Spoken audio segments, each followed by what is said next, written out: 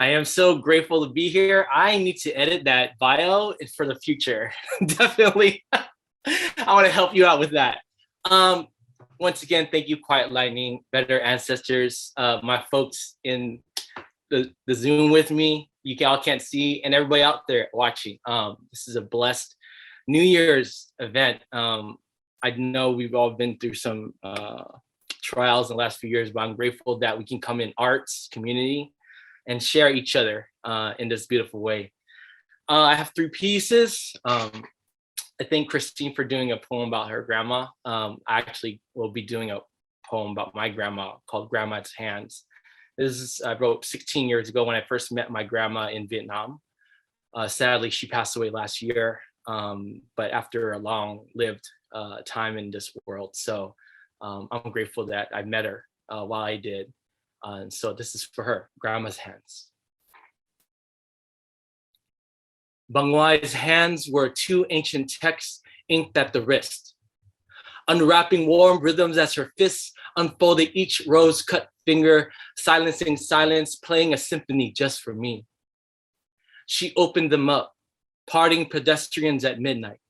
Her words like heat in the center of snowflakes, she opened them up, synchronized swans that fell into dawn to escape. Her thin smile telling me, like a confession on Sunday, that it's okay to grow old, to let the flow of fog gray hair drift back the blackness of these matted strands, back into picture frames, vacuuming visions of her once youthful ebony mane as she proudly holds her dignity on her whitened crown. She would have me hold her hands, stacked like memories, wrapped in loose skin bindings. Sandwiching them, I share my warmth with hers, fumbling, desperately feeling the braille of her folded wrinkles, reading her life in her soft parchment. I tried to lift history from her withered knuckles that resembled mountains stretching out heaven's thin layer. I wanted to talk into her cupped palms and leave my breath as an offering so she would know how I took in life and placed it back into her hands. She speaks only Vietnamese, and I could only listen to our tongue, responding like a broken continent drifting. But I wanted to let her know that the feelings between grandmother and grandson could transcend the language lost in the absence of each other. Unraveling ropes in our mouths, tangled by the distance, in the touch of two skins peeling away into one, where scars are watermarks and calluses the sign of the journey. I wanted to let her head rest on my chest, slowly tilt my heart into her mind, fitting this man into her gaps of memory. I wanted to squeeze my teardrops into her eyes to replace every single one she has shed for me. I wanted to tell her my joys, hopes, fears of leading ancestral homes for adopted ones, of leaving grandparents at the back of postcards and phone calls. But tonight, there's no time for counting stars. Tonight, we have them in our palms. So we hold hands and smile. No more dreams and wishes cast away into willow trees. No more searching for old letters for glimpses of you, Bang Wai. We have been found underneath our own eyelashes, and so we are home, Grandma. We are home. Thank you. This next piece I wrote a couple months ago, and it's about when we're talking about living in a multicultural environment, especially in the Bay Area. We live with so many different people, right? But how often do we even talk to our neighbor? And especially if they're from a culture or background that's not similar to ours, right? So I wrote this for the Southeast Asians in my parts of San Jose, but across America, who build their home from their own homelands in their own houses. And you might hear it. You might hear the chickens. You might hear me, loud, talking, but that's their part of home. So this is about growing home. On unincorporated patches of land scattered across California from San Jose, Oakland, Westminster, and more, tucked in suburban cul-de-sacs, faded fences, and mesh wire suggestions behind closed doors and mouths whose second language is survival. you will find hands tending to shades of green, red, orange, yellow, purple. Pigments that explode upon the first kiss of sunlight on the human eye. But before the rest of America stirs into wakefulness, Vietnam is drinking water.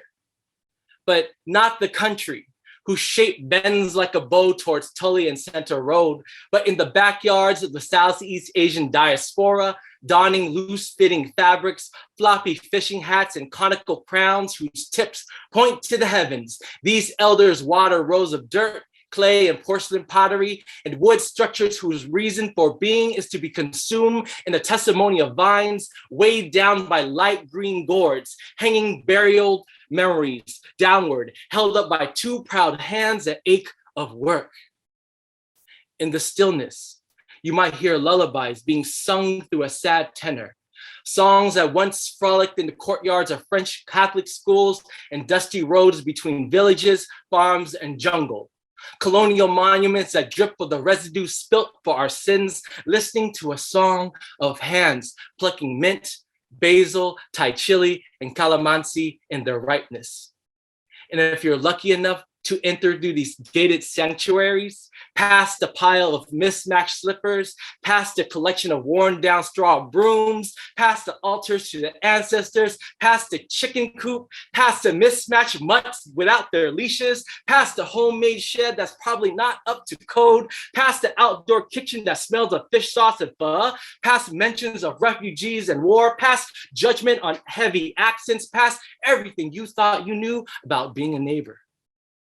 You might just come home with a piece of fruit, or a few bags of vegetables and herbs, or a repurposed jar full of pungent, delicious Nuc Mam, or a freshly made home-cooked meal placed in a reused to-go bag in a branded restaurant. You might be given a tour of their home, introduced to every family member, including the photos of the deceased. You might be given stories of heartache, failure, and success through borrowed English they have learned. Or you might be listening to everything being translated through an American-born child who helps to interpret for the two worlds they belong to. In these pockets of time where the eggshells of yesterday's omelet becomes today's compost, the measurements of achievement are weighed by the amount of food to be given away.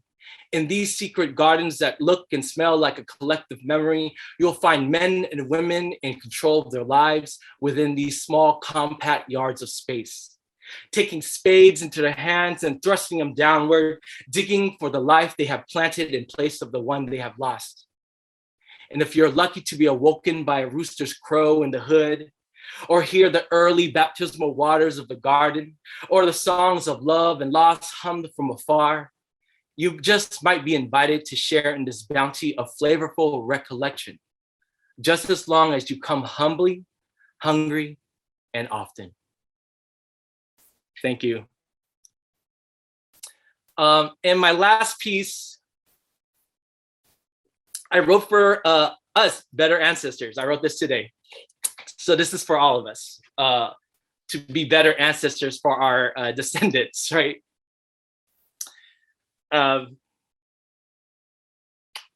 Better ancestors.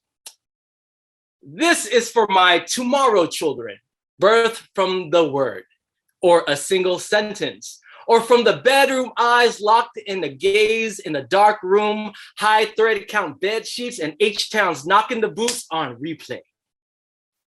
The children who will point to the end of a long branching line, saying, "This is where I begin," then flowing along the vein that serpents upward like a hydra in reverse, a splinter of births and marriages, fractals of our common song, until you stop to brood over a name that is often said with a sigh, like watching The Matrix 4, eating 2 McRibs in a row, or another Zoom meeting. That name, my name, will be the one you are responsible for remembering or forgetting. The son who forged his way not with a sword or a pen, but with a wireless Apple keyboard that typed out worlds he wished for you to stand on and explore unchallenged. To touch the face of possibility, feel its pits, pores, and pocks, and know that Not all dreams are pretty up close, but they are still worth achieving. I will be a better ancestor who will not haunt you for not offering burning joss sticks and bowls of fragrant fruit, although I'm partial to Korean pears. I will not ask you to elevate my name in unusually loud honorifics, bow several times to an altar with my toothy grin staring back at you. I will not invoke the pain of you kneeling on rice or to be swatted by a broom, wooden spoon, or slippers for being naughty. Beyond the grave, I will not ask you to become a doctor, lawyer, or engineer, but just to be yourself. How radical is that? I will be a better ancestor who helps to soften the pain of the past by speaking about it with the broken language of our people, the words of the Westerners, and the silent touch found in the embrace of hands, arms, and lips. I will make sure to leave behind sign-in names, passwords, and functioning terabyte drives. I will let you read every Asian Avenue, LiveJournal, Zanga, Friendster, Facebook, and MySpace, no matter how cringy it gets. Please stick with it and know the writing gets better and less emo. I will be a better ancestor by not saying I am a better than our ancestors who sway around us in the morning, waiting for their turn to hear their names on tongues not yet known to them from children who have yet to understand the weight of a name that has been passed around in stories like a ledger of worth. I will be the one who risks going the opposite direction, falling off the predetermined path and landing feet first in what the fuck and forging my own luck and legacy. I will be a better ancestor who has known to dance, sing very badly, and pen poetry into the concrete streets and cities he's seen and sowed with each succulent word, and may the word take root and grow into you, a light that found life at the end of this family tree. May you see my name and know yourself in its plainness and the hidden behind my 12 letters. Would you be able to need and know the honor and human frailty and about getting free? Or you can just easily believe in what you want, disagree with who I was, and go about to another branch of creation.